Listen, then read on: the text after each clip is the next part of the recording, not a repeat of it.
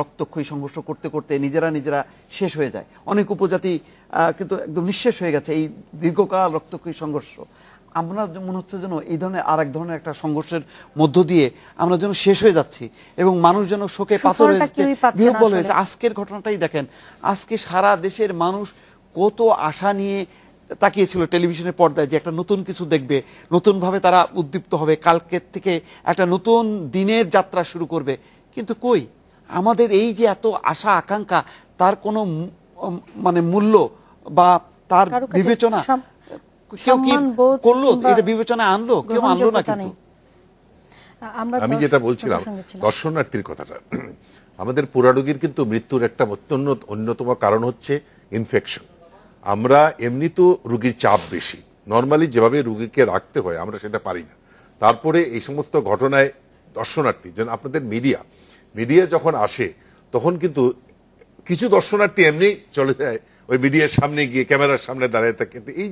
এই জিনিসটা আমরা আজকে সবাইকে সবিনয়ে অনুরোধ করছি যে কালকের থেকে আমরা হাসপাতালে আমাদের একটা কনফারেন্স রুম আছে যেখানে দুপুর 12টায় রুগীদের সম্বন্ধে ব্রিফিং করা হবে। এটা প্রত্যেক দিন, মানে বিচ্ছিন্নভাবে না গিয়ে দুপুর 12টায় আসলে আমাদের যে কোনো একজন যেই যাক সে একজন এই রুগীদের সম্বন্ধে কিংবা সাংবাদিকদেরও যদি কোনো কিছু জানার থাকে ওই পার্টিকুলার টাইমে, তাহলে হবে কি এই ভিজিটরস এই ব্যবস্থাপনাটার জন্য তো আপনারা একটা স্বেচ্ছাসেবী যদি আপনারা একটা নিয়োগ করেন যে শৃঙ্খলার জন্য, আমার মনে হয় যদি সেই আহ্বান যদি আপনারা রেড ক্রিসেন্ট বা স্বেচ্ছাসেবী বিভিন্ন সংগঠনকে আপনারা আহ্বান জানান, অনেকেই কিন্তু সাড়া দেবে। কিন্তু আরেকটা জিনিস আমি বলি আপনাকে, এই রুগীদেরকে যারা অনেকে আসেন সাহায্য করতে, কিংবা আমার মনে হয় এই সমস্ত রুগীরা যখন হাসপাতাল থেকে বেরিয়ে যাবে ওদেরকে যদি পুনর্বাসনের চিন্তাটা সবাই করেন তাহলে কিন্তু একটা বিরাট উপকার হবে এই রুগীদের।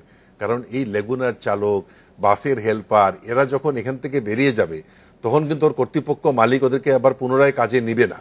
সেই জন্য আপনারা যদি একটা কেউ এসে তাদের একটা দোকান করে দেয়, কেউ একটা মেশিন কিনে দেয়, কাজের সংস্থান করে দেয়, তারা কি সেরকম কর্মক্ষম থাকবেন যারা এখন আপনার এখানে অবলম্বন? তার সে যদি একটা তাকে একটা রিকশা কিনে দেওয়া হয়, সেই রিকশাটা কাউকে ভাড়া দিয়ে সেখান থেকে হয়তো সে ভাড়া পেয়ে চলতে পারবে। হয়তো ট্রাক চালাতে পারবে না।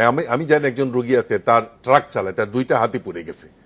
সুতরাং সে ওই হাত নিয়েও ট্রাক চালাতে পারবে না। আরেকটা থাকবে তার আতঙ্ক, সবসময় সাইকোলজিক্যাল, ওই মনে হবে আমি ট্রাক চালাতে গিয়ে যদি বোমা মারে, সুতরাং এই ট্রাক চালাতে বেচারা পারবে। বোমা মানে কি দাদা, আজকে আমি এই যে প্রতিদিন এই যে রাতের বেলা টক শোতে মানে আমি চিন্তা করি যে আসবো না, কিন্তু মনে হয় যেন যাই কিছু কথা বলি, যদি কিছু কথা বললের জন্য যদি কাজ হয়। কারণ আমার খুব কনফিডেন্ট হয় যে আমি যে কথাগুলি বলি বিবেকের সাথে বলি এবং কোনো দলের না, মানুষের জন্য বলি, ভালো সুস্থ রাজনীতির জন্য বলি। দেখেন আমিও কিন্তু এই যে আসি আর যাই, মানে স্বস্তি নিয়ে বসে কিন্তু আসা যাওয়া করতে পারি না। মনে হয় কোনো অন্ধকার থেকে যদি একটা মানে পেট্রোল বোমা আসে সবসময়।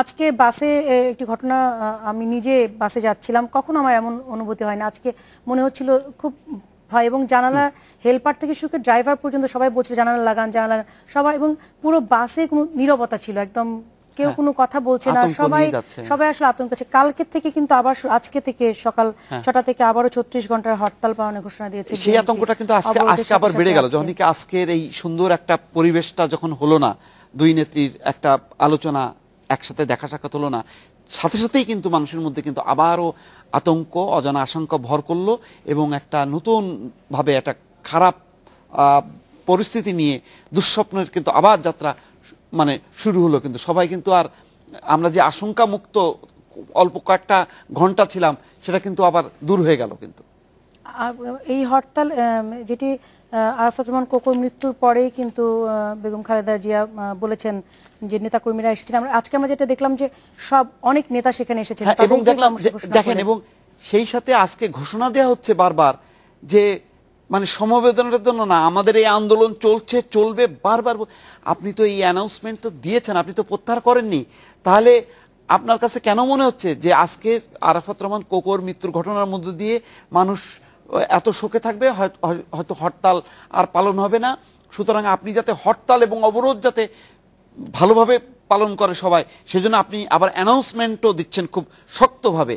আজকে খুব অমানবিক। কিন্তু আজকে দেখেন শুধু সারা দেশ না, আপনি যাকে কেন্দ্র করে যেই অফিসের যে নেত্রীটা বসে আছেন তার সন্তান যে মারা গেল, তাকে সামনে রেখেও আজকে যেই ভাষায় আপনার যে বডি ল্যাঙ্গুয়েজ আপনি শো করছেন আপনি মিডিয়ার সামনে, আমি হতবাক হয়েছে। এটা কিন্তু কোনো সুস্থ বিবেকবান যার ন্যূনতম মানবিক বোধ থাকে সে কিন্তু এইভাবে কথা বলতে পারে না। আজকে কিন্তু তারও আমরা প্রদর্শনী দেখলাম। আপনার দুজনকে আমাদের সাথে থাকার জন্য অনেক ধন্যবাদ। দর্শক ধন্যবাদ আপনাদেরও। আগামীকাল একই সময় দেখা হবে। ভালো থাকবেন সবাই।